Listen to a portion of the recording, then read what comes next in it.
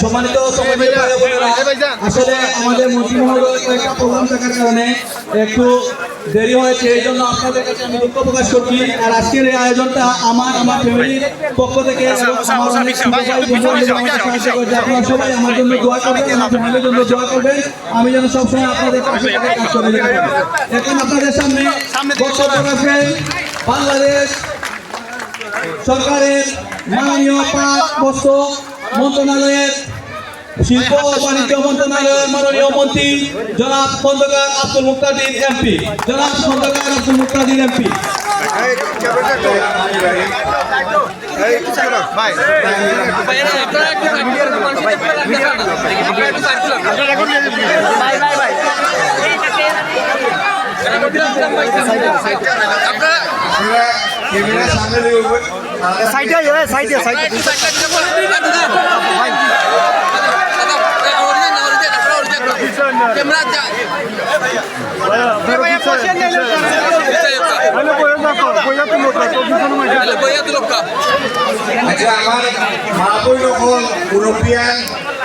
আসসালামু আলাইকুম। আমার ছোট ভাই শফিকুর রহমান সুমনের উদ্যোগে আজ ঈদ সামনে রাখিয়া এই খাদ্য সামগ্রী বিতরণ, তো তার এই উদ্যোগটারে লাগি তাদের ধন্যবাদ। আল্লাহ তাদের তৌফিক দেব, তাই যেন আরো বেশি বেশি করে আর আপনারা আমার ইলেকশনের আগেও দেখছেন, গত 10-12 বছর ধরেও দেখছেন, আপনারা সমর্থন করছেন, আপনারা বুটে এমপি হয়েছে ভাই, আপনারা সামনে থেকে না হলে যারা পরিণাম দেখান না।